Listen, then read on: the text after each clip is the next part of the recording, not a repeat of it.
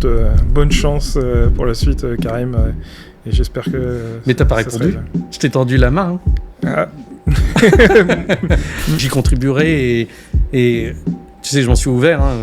Quand j'ai vu ma mère ne pas savoir lire et écrire, ne pas avoir les moyens de pouvoir lire et écrire, ça m'a toujours perturbé depuis que je suis tout petit. Et ça m'a laissé une angoisse. Et j'y travaillerai, mais j'y travaillerai d'arrache-pied. Et je trouverai les moyens pour que ça se réduise, voire mon rêve le plus grand, ça serait que ça disparaisse. Les Saureuses, le podcast qui tourne plus vite que la langue de bois. T'as des questions qui dérangent? Des vérités qui doivent sortir? Dans Les Saureuses, Karim Amrouni passe à la machine. Pas de blabla, pas de filtre, juste tes questions cash sur absolument tout. Dans Les Saureuses, tout passe, et seules les vérités sortent intactes. Alors, prêt à lancer la machine? Viens appuyer sur ton programme dans Les Saureuses. Bonjour Karim, enchanté. Félix Petit. J'ai contacté les équipes de Les Saureuses pour venir un peu échanger avec toi. Parce que je suis un électeur et pendant quelques temps, j'ai été longtemps un militant de la LFI. C'est un parti qui m'intéresse parce que je suis de gauche naturellement, par mon éducation, par ma famille, depuis des générations et des générations. C'est quelque chose, c'est des valeurs qui sont ancrées en moi. Et en fait, je crois encore dans ces valeurs-là, mais je vois aussi quelques contradictions avec un militantisme de la LFI qui, quelquefois, me fait perdre un peu mes convictions, ou en tout cas ma volonté d'aller vers eux. Et en fait, je viens un peu tendre une main pour t'écouter, pour voir un peu qu'est-ce que tu peux proposer aussi pour la ville de Roubaix. Je suis né à Roubaix, ça fait 30 ans que j'y vis, plus ou moins.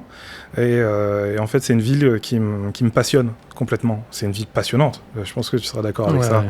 Et donc, je voudrais savoir... déjà, si tu peux répondre à mes différentes questions, et ensuite, qu'est-ce que tu peux apporter à la ville de Roubaix? Alors, avant qu'on commence par les questions, je tenais à te remercier parce que c'est intéressant d'engager le débat. Tu n'es pas sans savoir que ce qui me contredit m'enrichit, toujours. Et j'aime partager avec des gens qui n'ont pas forcément mes idées. Tu vois. Ce qui m'intéresse, c'est toujours de rassembler et de faire en sorte que... l'intérêt que tu portes à cette ville est supérieur à des convictions politiques et supérieur aussi à un filtre qui est celui d'un homme partisan.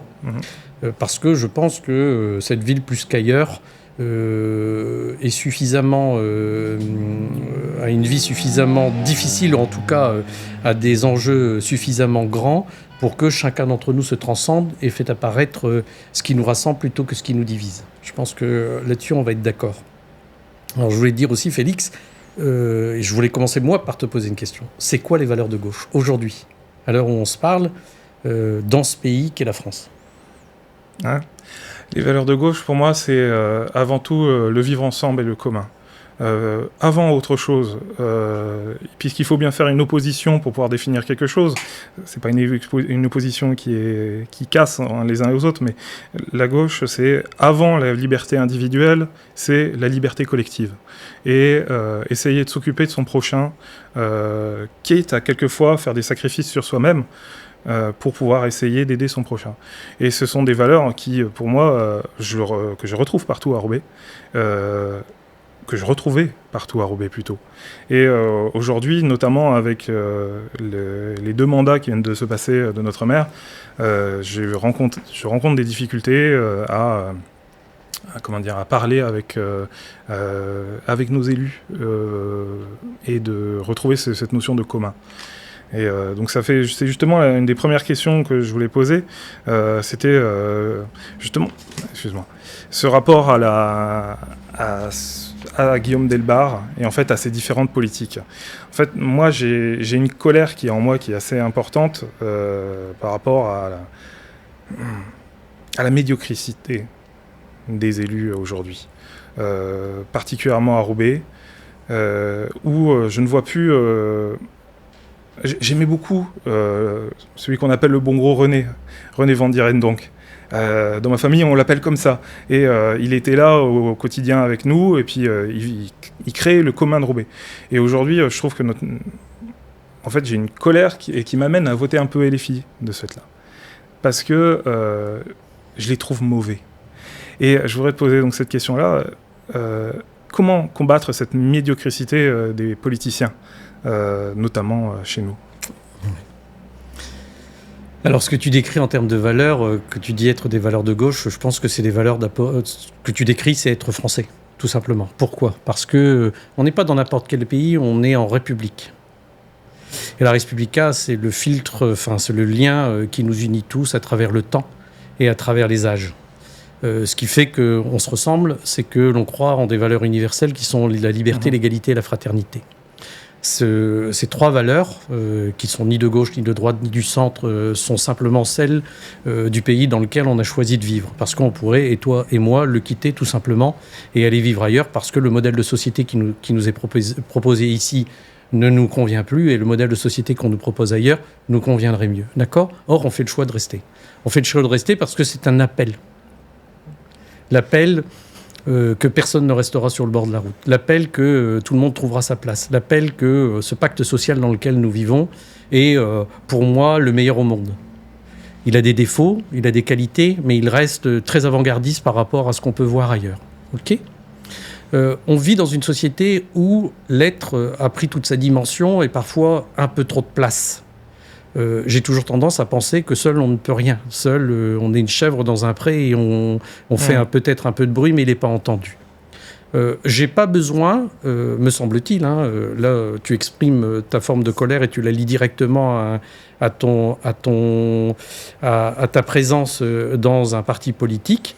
J'ai pas besoin d'être en colère pour pouvoir lutter contre la médiocrité. D'accord ? Moi, je pense pas que les élus soient plus médiocres. Ils sont moins inventifs.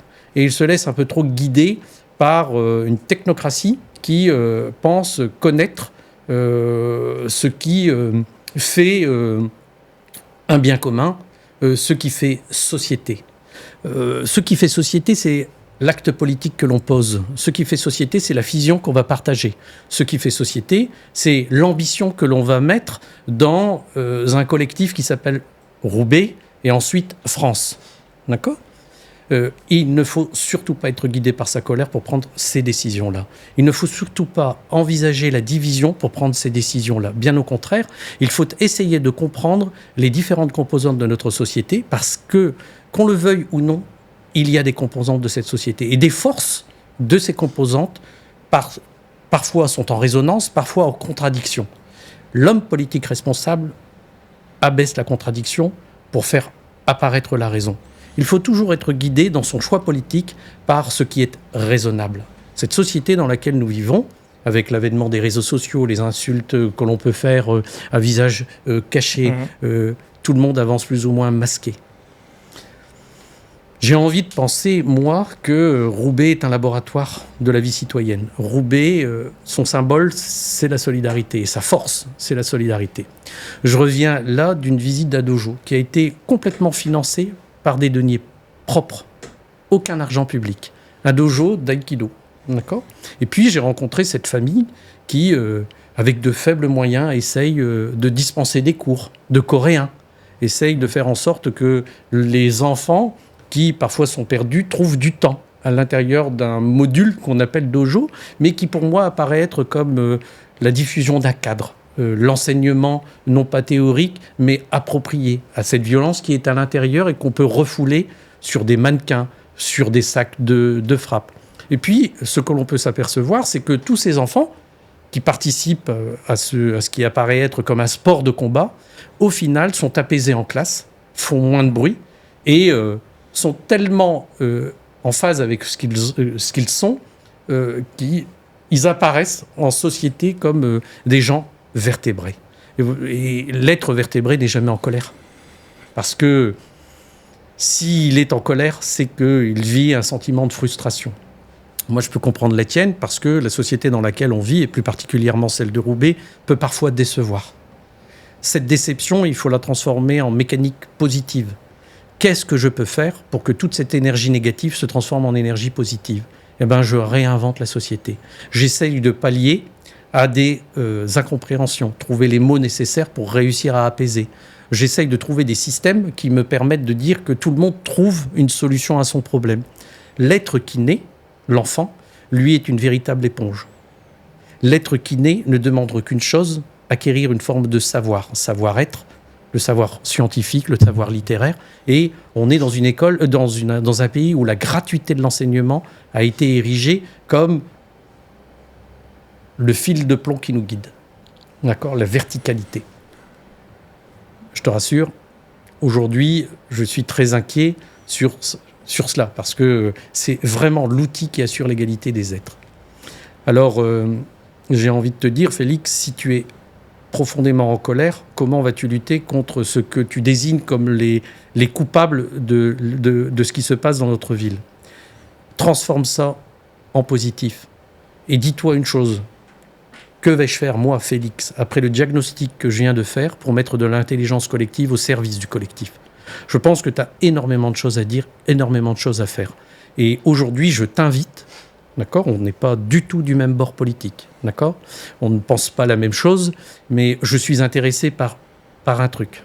Ce que tu vas me révéler comme contradiction sur ce que je pense être une des solutions roubaisiennes, ce que tu vas me révéler va me permettre de me remettre en question parce que tu vas me servir de voiture-balai. Voilà ce qui manque, Karim, à ton raisonnement.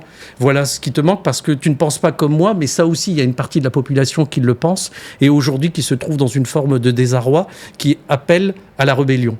Moi, j'appelle pas à la rébellion, j'appelle à la construction. Et ensemble, nous pouvons construire une solution qui balayera tout le spectre des problématiques roubaisiennes. Oui.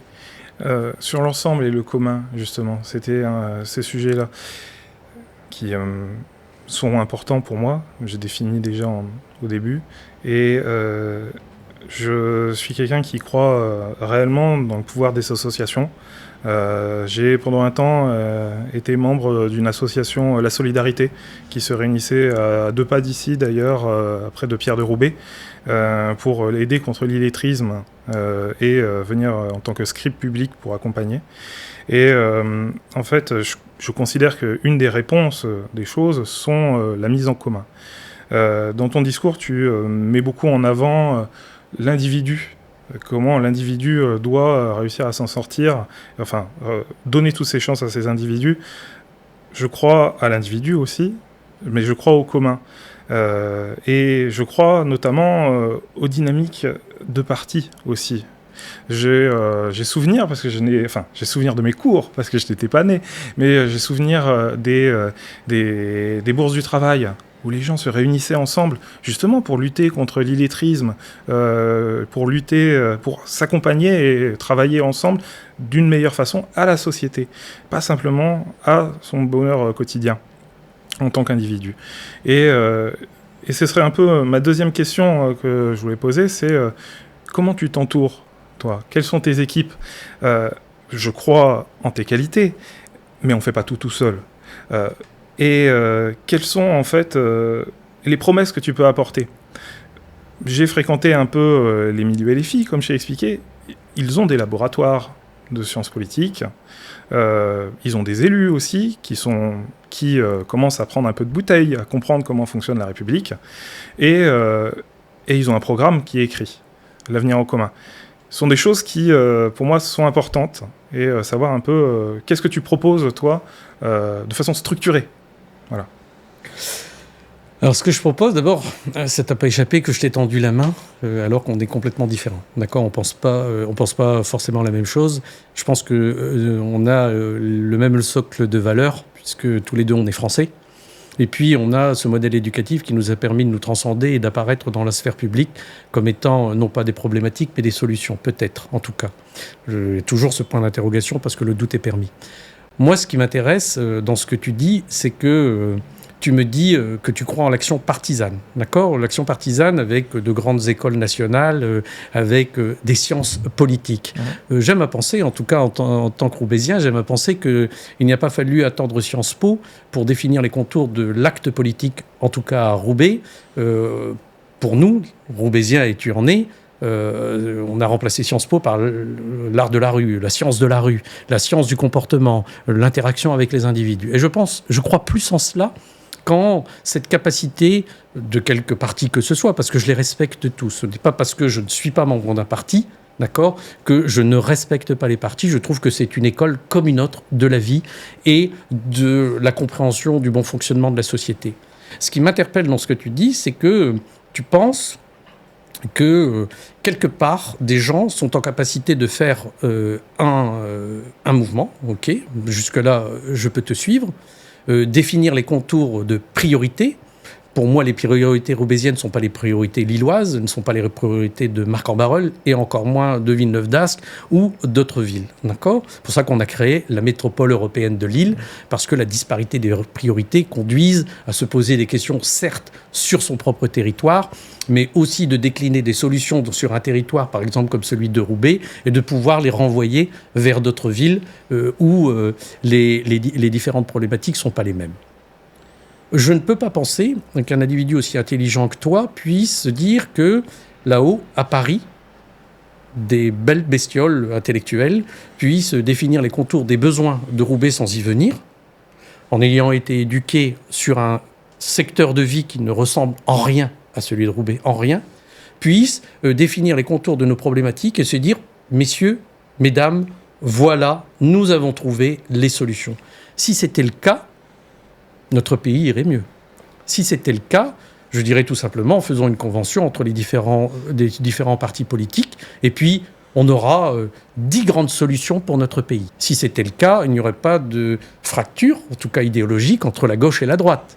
Si c'était le cas, on aurait tous le même socle de valeurs.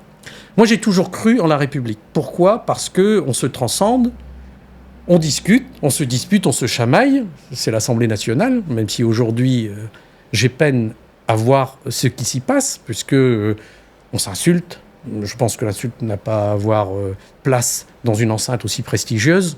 Il y a des invectives, il y a les condamnations, on est pour, on est contre. La nuance n'y existe plus, d'accord, dans cet hémicycle. On donne une image qui est quand même très difficilement supportable pour le français moyen, qui lui galère tous les jours, a des problématiques réelles et qui, au demeurant, quelque part, ne veut pas voir les élus qu'il y a envoyés s'invectiver à longueur de journée. C'est pas possible. Redescendons sur le territoire. Reprenons, nous, Roubaisiens, cette envie de reconstruire un Roubaix que nous avons conduit parce qu'il est inscrit dans notre mémoire. Tu as parlé de René van Dierendonck. René van Dierendonck a tracé réellement la force, vraiment la force de son intellectuel et la force des équipes qu'il a ramenées sur Roubaix, a tracé un sillon, une réflexion qui, et je reprends tes mots, a créé une dynamique commune. René van Dierendonck était un Roubaisien, même s'il n'y est pas né. Toute sa vie, il l'a tourné pour le bien de ses concitoyens. René van Dierendonck était du cru et connaissait la difficulté de chaque habitant dans chaque quartier. Je l'ai vu tutoyer des familles complètes en connaissant le nom et le prénom du dernier né. Je l'ai vu aller dans des mariages, porter la satisfaction de voir des gens qu'il a vus naître se marier et composer leur propre cellule familiale. Je crois profondément en tout cela. Je crois profondément au territoire, en sa force. Je crois profondément que la solution de Roubaix appartient aux Roubaisiens. Je crois profondément que nous, Roubaisiens, nous sommes capables de produire le meilleur, pas le pire. Et lorsque l'on voit sur certains territoires et certaines composantes de notre ville des quartiers à problème, j'y vois des quartiers effervescents. Roubaix est un cachet d'aspirine. Il nous manque juste l'eau pour libérer l'énergie. Et cette eau, c'est la force publique qui doit l'amener. Alors c'est sûr que si on assèche le territoire, eh bien, le cachet d'aspirine ne va jamais exprimer son énergie. Impossible. C'est pour ça que je te dis, et je te le répète, je te tends la main, et c'est une main vraiment fraternelle, je te tends la main pour te dire que ce que tu penses m'intéresse. Et les doigts que tu mets sur les difficultés annoncées ou que l'on vit sont réels. Réels parce que tu es issu du cru. Je le répète, Roubaix ne trouvera des solutions qu'à partir du moment où les Roubaisiens seront représentés par des Roubaisiens. Et qu'à partir du moment où celui ou celle qui prendra cette lourde responsabilité de conduire prochaines années à la croissance de Roubaix soit quelqu'un qui soit convaincu que sa tâche est ardue, que cette ville est complexe, que on ne peut y être actif et y être éminemment politique qu'à partir du moment où on s'intéresse aux vraies problématiques roubaisiennes et pas aux problématiques d'ailleurs. Recentrons le débat, redescendons au cœur des problématiques. Parce que souvent, je vais te le dire, j'ai été taxé de gauche molle, parfois du centre. Moi, je suis au cœur des problématiques roubaisiennes. Au cœur des problématiques roubaisiennes. Je n'ai attendu personne pour venir soigner là où je suis aujourd'hui. Je n'ai attendu personne pour soigner avec de faibles moyens. Et je n'ai attendu personne pour prouver que j'aimais les Roubaisiens et que j'aimais cette ville par-dessus tout. J'y ai consacré du temps, comme beaucoup. J'y ai consacré énormément d'énergie, comme beaucoup. Et je pense que ces 20 dernières années, j'ai prouvé mon attachement au territoire. Je ne suis pas venu hier et je ne repartirai pas demain. Tu parles de beaucoup de choses qui résonnent en moi.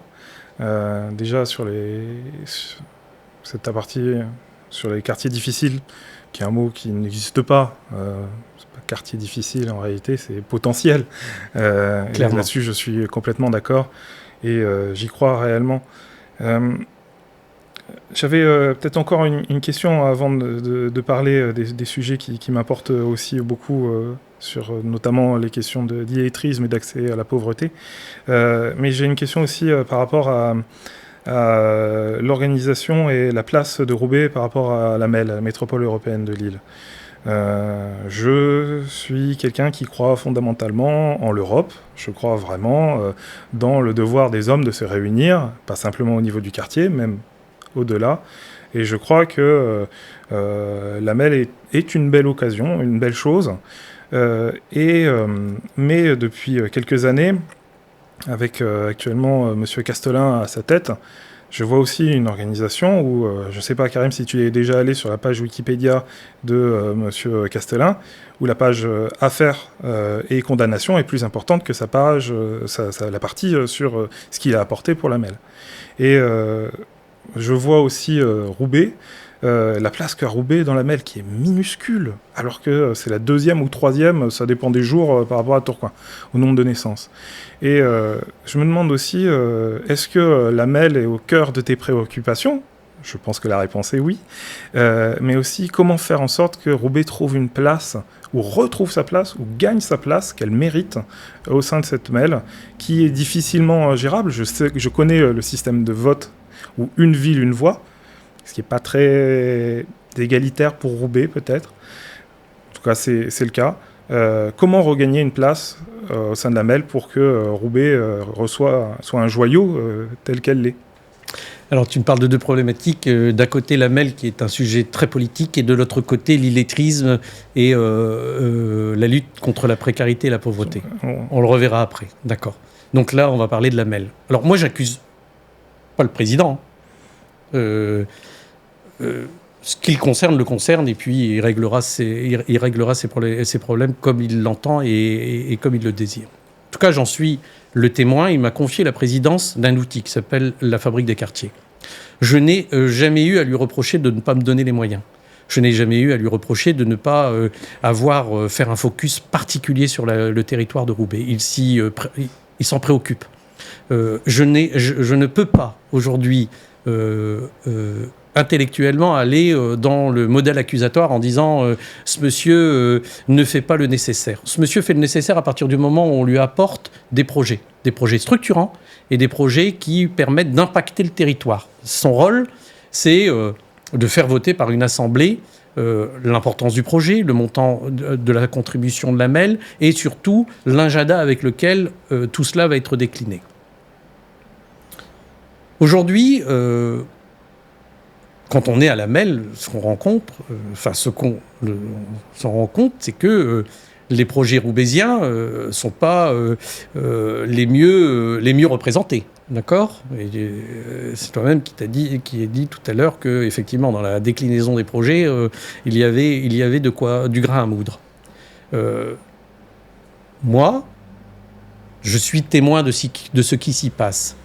Les projets pertinents, structurants et permettant à un territoire d'exprimer ses talents trouvent directement un écho favorable par le président Castelin. Directement, pour être honnête avec toi. Tu ne peux pas reprocher au président ce qu'il ne peut pas faire, c'est-à-dire l'écriture du projet pour l'amener dans l'hémicycle de Lamel. Je pense, nous, qu'on a une vraie problématique, c'est que nos projets ne sont pas assez structurants pour trouver un écho favorable au sein de Lamel. Et puis, j'aime à te rappeler que nous avons, me semble-t-il, le deuxième en rue. On a énormément d'argent de Lamel qui arrive sur le territoire. Énormément d'argent. Je n'ai jamais vu cet hémicycle bloquer les projets roubaisiens. Jamais, jamais, jamais, jamais. Le maire a proposé le projet Blanche-Maille. Les fonds sont arrivés séance tenante. Et ils sont en train de le décliner. Il y a le parc des sports. Pour être honnête, nous ne sommes pas occupés comme il se devait, puisque c'est une belle endormie. Il y a le projet MEL, 40 millions d'euros. D'accord ? Il peut être discuté, amendé. On peut être d'accord, en désaccord. On peut co-construire. Et c'est là où moi j'interpelle les élus de la majorité. Il serait utile que, dans la délibération qu'ils vont passer sur ce sujet, on soit force de proposition. Or, nous déclinons directement les forces qui ont été produites, en tout cas les idées qui ont été produites par la MEL, comme étant les nôtres. Donc, ne nous trompons pas. Les élus permettent à la MEL, les élus du territoire permettent à la MEL de trouver les financements nécessaires pour exprimer les talents du territoire. C'est QFD.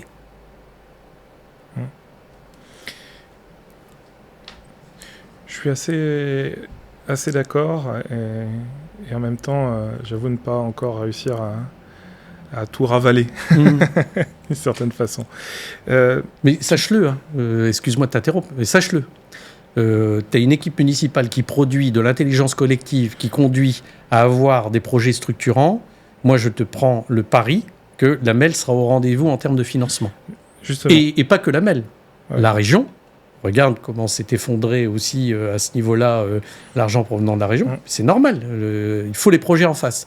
Et le département. Donc les trois grands financeurs, nous n'avons jamais reçu autant d'argent de l'État que sous les deux mandatures de Guillaume Delbarre. Jamais autant de ministres se sont présentés aux portes de notre ville depuis les deux mandatures de Guillaume Delbarre. Nous avons eu la visite de tous les premiers ministres. Nous avons eu la visite de tous les ministres qui apparaissent comme vecteurs d'argent public sur des projets structurants pour notre territoire.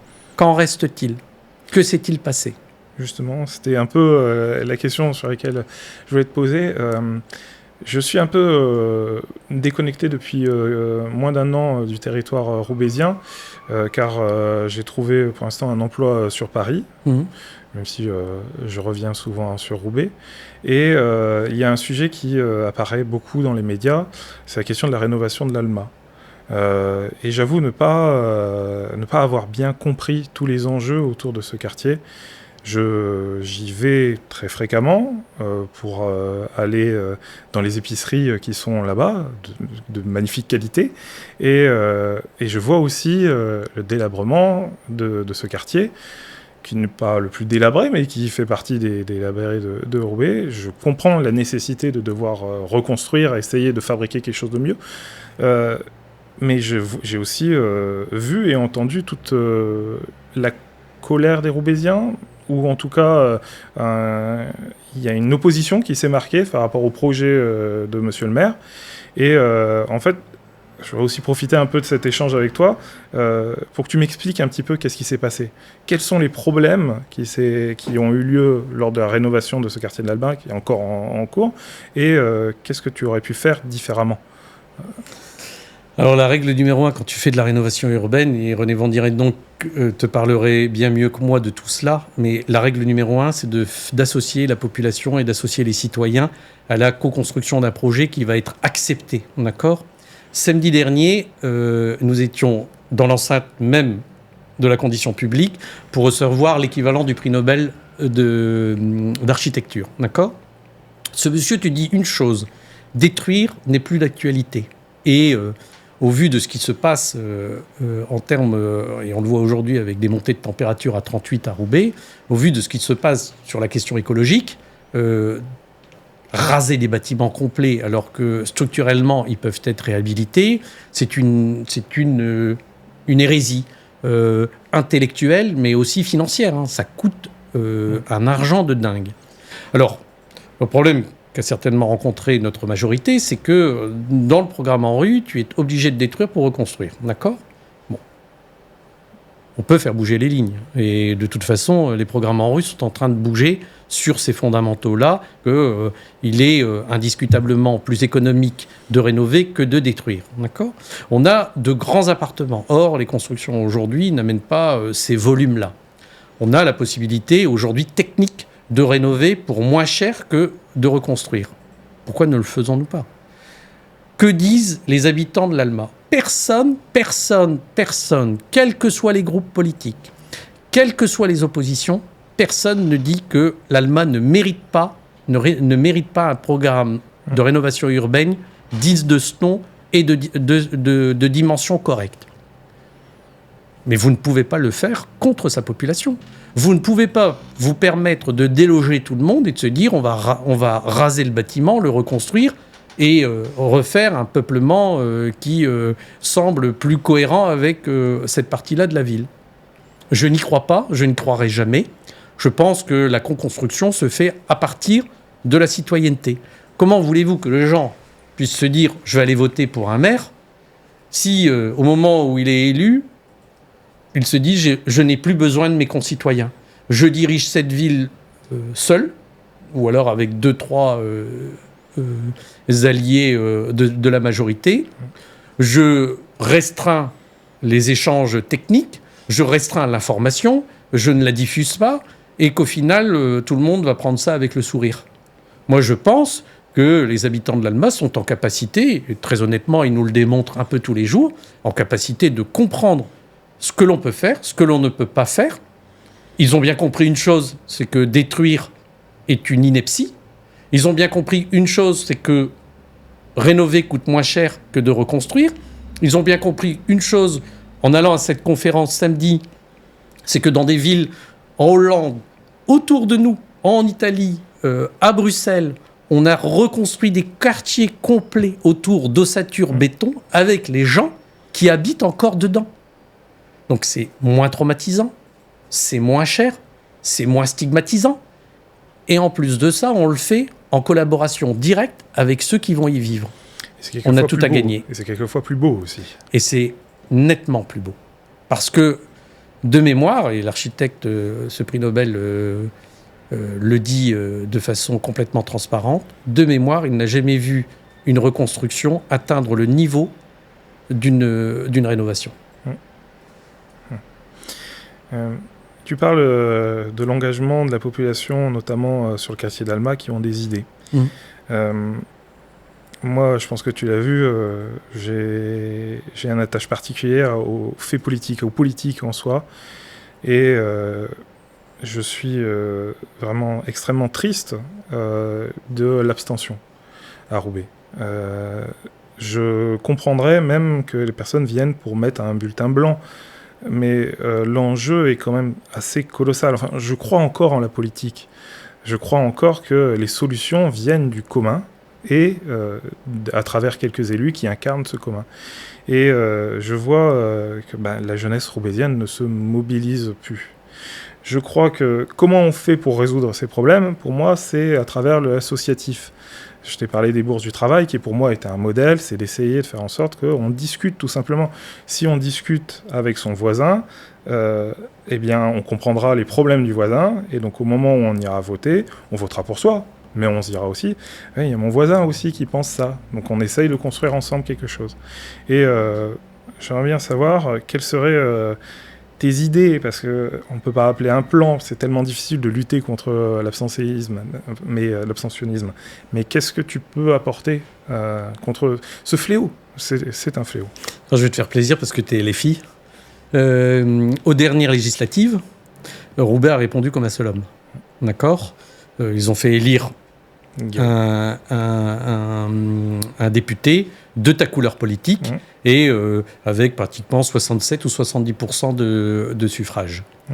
Le danger était là. En face, on avait le Rassemblement national. Roubaix a répondu comme un seul homme pour faire barrage. D'accord ? On a vu des scores atteints dans les quartiers les plus huppés de la ville, les quartiers sud. On a vu des scores pour LFI qui sont quasi historiques, mais ne nous y trompons pas. Les gens sont partis voter face à ce qui apparaissait comme un danger. D'accord ? Ça veut dire que lorsque l'on fait appel à Roubaix, Roubaix est présente. Lorsque le vote est digne et le vote impulse une idée noble de ce qu'est la République, Roubaix est présent. Lorsque Roubaix est en danger, Roubaix est présent. Et c'était le cas. L'abstention vient de quoi ? Vient du fait que certaines parties de la ville ont renoncé. Félix, tu ne peux pas habiter un quartier comme l'Alma, un quartier comme les Trois Ponts, en difficulté, et te dire que la politique est une solution. Tu ne peux pas te voir des bâtiments complets être rasés et une mémoire disparaître et te dire la politique est noble. Tu ne peux pas te dire que tu vis dans ces quartiers-là et que on a un ramassage des ordures qui est déficient et te dire que tu comptes. Tu ne peux pas aller dans tes écoles tomber parce que la cour est rafistolée et te dire que ton enfant a de l'importance pour ceux qui dirigent la ville. Et des exemples comme ça, je peux t'en donner des tonnes, d'accord ? Moi, j'ai toujours soigné dans les quartiers populaires. J'en ai fait une action, au-delà de l'action militante, je trouve que je fais un métier qui est très mal représenté dans ces quartiers-là, d'accord ? Donc, modestement, j'essaye de contribuer en disant, messieurs, dames, vous êtes comme n'importe quel habitant de cette ville, vous êtes important. Et en tout cas, à mes yeux, vous êtes très important. Je n'ai jamais rencontré autant d'humanité que dans ces consultations-là. Je n'ai jamais connu autant de satisfaction que dans ces quartiers-là. Alors, je ne vais pas sombrer dans une forme d'angélisme. Tout n'est pas beau, tout n'est pas noble et tout n'est pas super. C'est plus dur. C'est plus dur parce qu'on donne plus de sa personne pour pouvoir arriver à cette exigence de soigner. D'accord ? Mais à la fin, qu'est-ce qui reste ? Il reste ce brassage d'humanité. Il reste cette cohésion que nous avons entre les êtres. Il reste cet échange que j'ai avec des parents qui, dans un désarroi, me donnent l'autorisation de parler à leur enfant pour leur dire que l'école, c'est important, que c'est structurant, que un homme qui a plus de 10 mots dans sa bouche baisse les poings. Parce que c'est ça, la violence naît de quoi ? De l'incompréhension. Quand vous n'avez plus les mots, vous levez les poings. Systématiquement. Quand vous n'avez plus les mots, vous levez les poings. Et donc, mon combat, qui est un combat modeste, c'est de dire que j'ai une chance incroyable. Je suis né dans un pays où on m'a permis d'atteindre un niveau d'expertise qui est incroyable. D'accord ? Il faut 12 années après le baccalauréat pour pouvoir travailler dans la profession que j'ai choisie. À aucun moment, j'ai eu des freins. À aucun moment, on m'a dit non, c'est pas possible. J'ai cru en mon destin, j'ai cru en l'école de la République et ça a donné quelque chose qui est intéressant. Je ne vais pas dire qu'aujourd'hui, c'est encore le cas. Je ne peux pas dire qu'aujourd'hui, c'est encore le cas. Et j'en veux pour exemple, je vais te le donner en 1000. Moi, quand j'ai passé la première année de médecine, le concours, il était complètement anonyme. J'avais un numéro, Karim Amrouni était effacé. Il ne restait plus que l'exigence que j'avais eue avec moi-même pour acquérir un certain nombre de données pour restituer pendant l'examen ce que je savais. Aujourd'hui, on a complexifié. Il y a un oral, donc le visage apparaît. Donc, la discrimination est possible, positive ou négative, peu importe dans quel sens elle se fait, elle est possible. Et puis, on a fait apparaître des prépas. Ça coûte 8 000 €, entre 8 et 10 000 €. Moi, mes parents, ils n'auraient jamais eu les moyens de me payer 8 ou 10 000 €. On est 8 médecins. 8 ou 10 000 € fois 8, c'est le prix peut-être même pas. Ils auraient dû vendre leur maison pour pouvoir nous permettre de faire des études. Pourquoi en est-on arrivé à cela ? Parce que la pierre angulaire de notre société, c'est l'égalité. Et on parle du vote. Si cette pierre angulaire fléchit, le vote n'est plus possible. On vote parce qu'on vit dans une société structurée qui permet à chacun de trouver sa place et qui permet à chacun de s'exprimer tel qu'il en a envie. Donc si l'égalité n'existe plus, le vote n'est plus indispensable. Il nous faut remettre du sens dans le mot politique, il nous faut remettre du sens dans la pensée politique. Mon combat, c'est de dire que chaque individu trouvera une solution là où il a choisi de vivre. Mon combat, c'est de dire que chaque talent pourra s'exprimer dans la thématique ou le sujet qu'il aura choisi. Mon travail, c'est de dire « Oh, tel enfant, il a une âme d'artiste. Celui-là, une âme de mathématicien et celui-là, une âme de scientifique ou d'artisan. » Mais à chaque fois, je voudrais le meilleur pour lui, comme si c'était mon propre enfant. C'est ça, faire de la politique. Faire de la politique, c'est d'avoir l'exigence avec soi-même pour être le miroir de ce que l'on va décider pour les autres. Et je crois profondément à l'exemplarité. C'est là où je vois quand même une petite différence entre toi et moi.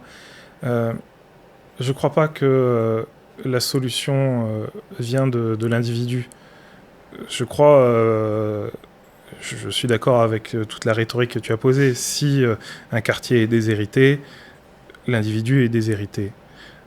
Je suis d'accord avec cette pensée-là. Mais je pense aussi au rôle des associations et des beaux lieux qu'il peut avoir à Roubaix pour pouvoir se réunir ensemble. Comme j'ai dit, j'étais à la Solidarité, donc une association qui venait de lutte contre l'analphabétisme, l'illettrisme, l'électronisme aussi, pour accompagner des personnes qui arrivent sur le territoire ou bien des personnes qui ont même désappris à lire. Et c'était des moments en fait où on a rencontré des personnes qui aussi ne comprenaient pas les enjeux. Non, c'est méchant de dire ça. Ils étaient trop dans leurs problématiques à eux. Et de ce fait-là, c'est un peu le revers de la pièce de ce que tu es en train de présenter.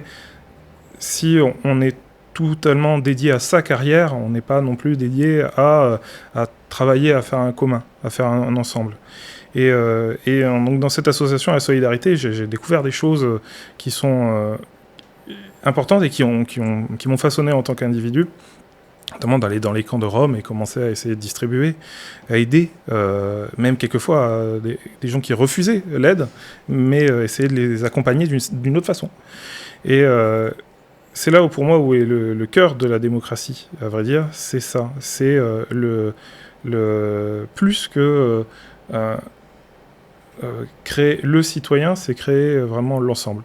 Et ce que j'aimerais bien aussi, si je transforme tout ça en une question, c'est toutes ces associations roubaisiennes qui ferment, la Solidarité a fermé, et comment leur redonner un coup de pouce, comment faire en sorte que les Roubaisiens s'inscrivent dans des clubs de sport. Même ça, c'est suffisant pour faire de l'ensemble.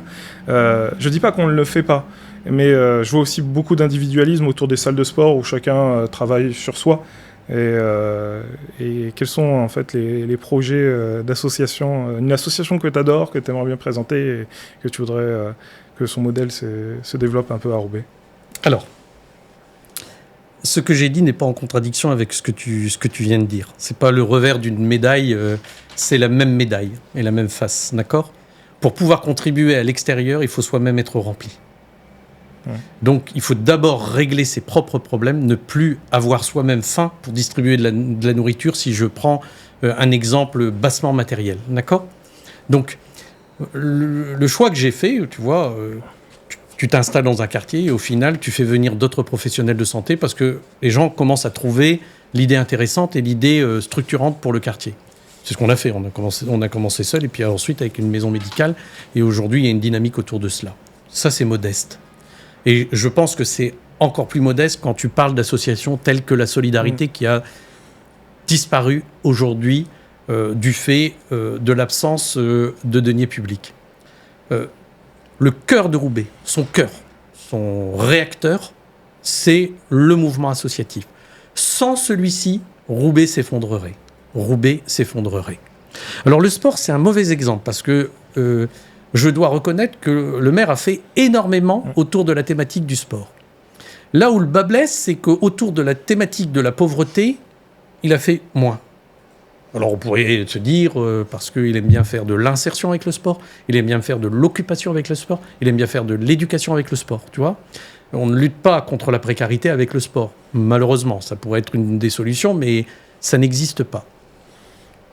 Quand je vois un CCAS rendre de l'argent au budget tous les ans, je me pose la question sur quelle est aujourd'hui la fonction du CCAS de Roubaix, qui était le cœur de l'énergie sur la lutte contre la précarité et la pauvreté. Par contre, moi, je donne du temps le dimanche à des associations qui font de la distribution alimentaire, de linge, etc., pour me dire que je contribue modestement. Tout est porté par le président de l'association et les différents membres actifs qui restent, eux, la semaine. Il me reste le dimanche, je le fournis. Je me dis que pourquoi je le fais ? Parce que moi-même, j'ai la chance d'aller bien. Et moi-même, j'ai la chance de pouvoir contribuer. Ce dont tu parles, cette réaction en chaîne qu'on appelle le mouvement associatif, ne peut se faire qu'à partir de l'individu qui, lui, va trouver de l'énergie pour aller contribuer. On ne peut pas demander à ceux qui viennent demander de l'aide de pouvoir aider parce qu'ils sont tellement déjà eux-mêmes pas bien que ça paraît difficile. Et là où je te rejoins, c'est peut-être ce manquement. On pourrait à un moment donné demander à ceux qui viennent demander de l'aide de contribuer en partie à la distribution de cette aide. Parce qu'on rend de la dignité comme ça. On rend de l'espoir, on rend de l'espérance. Je suis utile. Et ça, je trouve que il y a quelque chose, et tu vois, c'est pour ça que je te tends tout le temps la main, il y a quelque chose à faire sur ce sujet-là. Et puis, tu n'es pas sans savoir, parce que tu es roubaisien depuis 30 ans, tu n'es pas sans savoir que aujourd'hui, les associations ferment en nombre conséquent, parce que l'aide financière n'est plus au rendez-vous. Oui. Là où je t'interpelle, c'est est-on fiers de nos habitants roubaisiens, ou voulons-nous cacher une partie des nôtres ? Alors souvent, j'entends Roubaix, le tonneau des Danaïdes, c'est-à-dire on enlève de la pauvreté et il y a une nouvelle pauvreté qui vient s'installer. Est-ce si terrible que ça ? Est-ce si terrible que ça ? Moi, je porte cette fierté d'appartenir à une ville qui n'a pas peur de la pauvreté et de la paupérisation. Chacun d'entre nous peut un jour sombrer. Un petit grain de sable dans la machine parfaitement huilée, moi-même, et je dégringole. Je me suis toujours projeté, parce que je viens...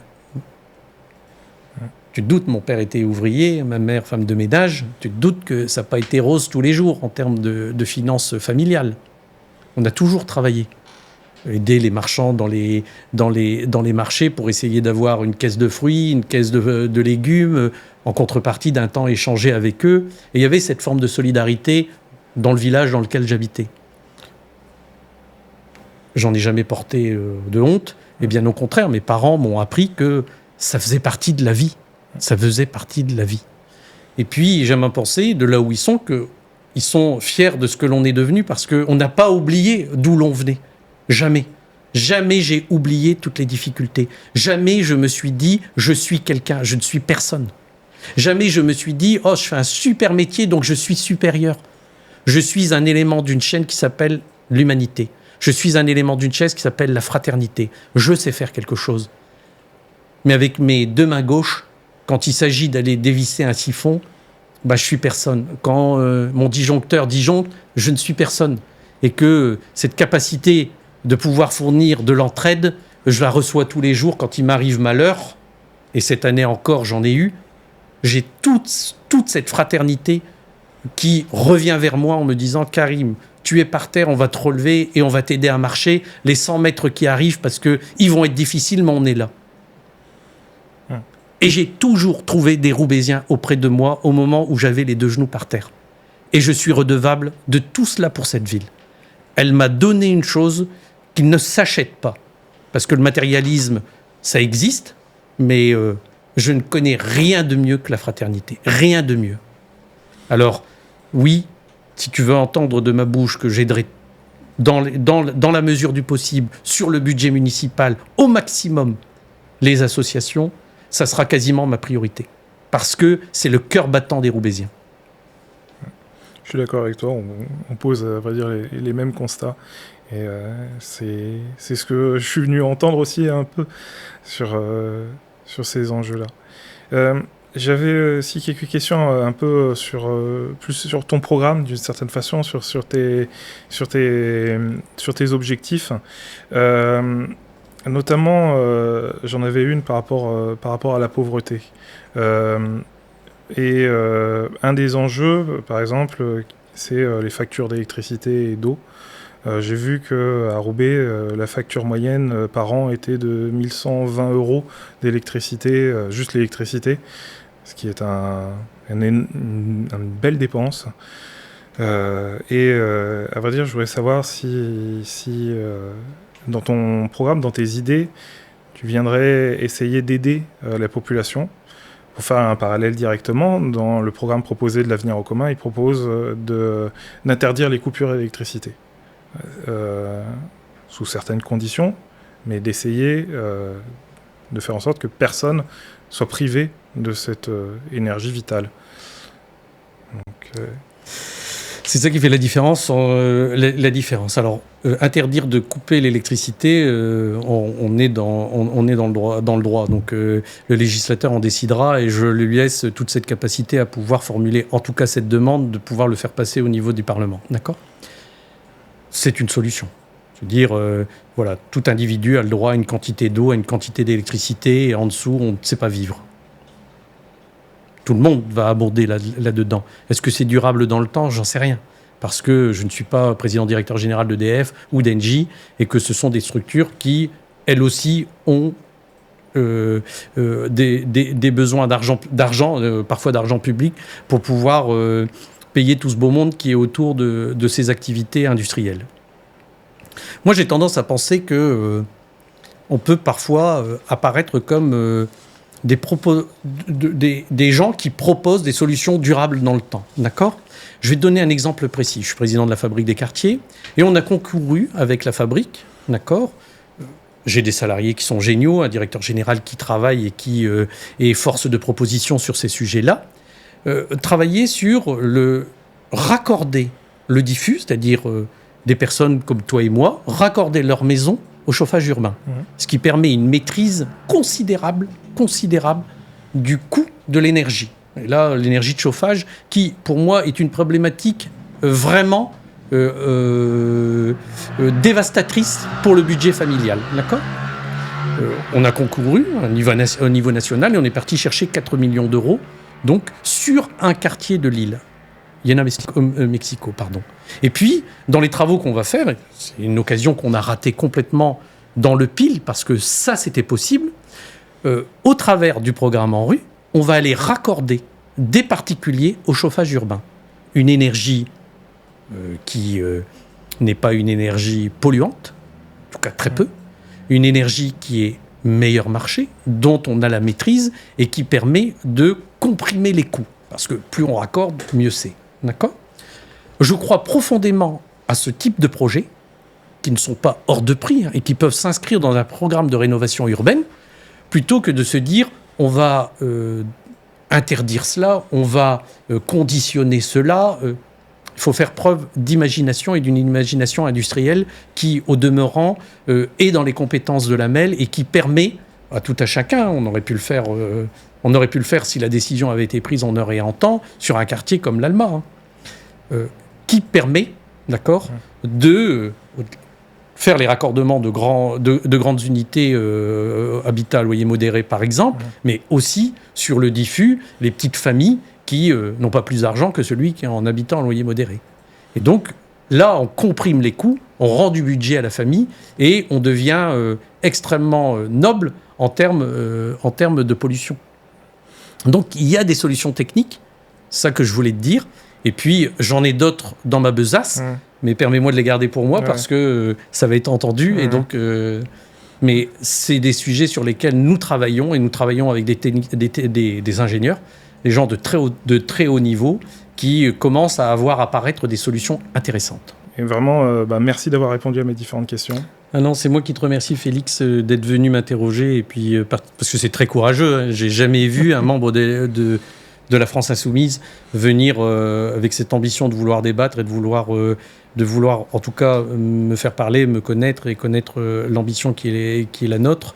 Moi, je te demanderai jamais de quitter ni ta famille politique, ni tes ambitions, ni ton modèle de pensée, parce que, je te l'ai dit tout à l'heure, ce qui me contredit m'enrichit. Donc, j'aime à penser que lorsque l'on tend la main à d'autres, en tout cas sur ces questions-là, qui sont des questions éminemment politiques, certes, mais qui sont des questions de société qui nous permettent de nous grandir et de construire, je trouve que c'est extrêmement bénéfique et très intelligent de ta part, au lieu de juger sans savoir, de venir confronter nos idées et me permettre de livrer les miennes, en tout cas en substance.